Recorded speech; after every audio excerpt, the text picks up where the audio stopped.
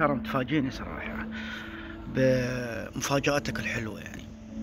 يا حبيبي والله يعني يعني أبو راشد أخ عزيز ورفيق درب وإنسان خلوق ومحترم ونور الدوحة ومدير فني على مستوى، وبالتالي نادي دبل جبل فجيرة. فجيرة. طيب، اليوم صراحة يعني سعدت بلقاء أخوي محمد كابتن محمد خديم في الدوحة.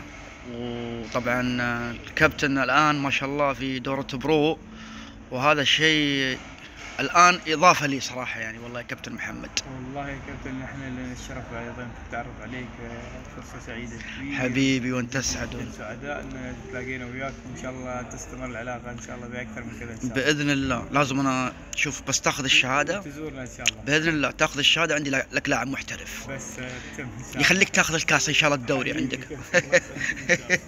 حبيبي شرفتني حبيبي، يعطيك العافية.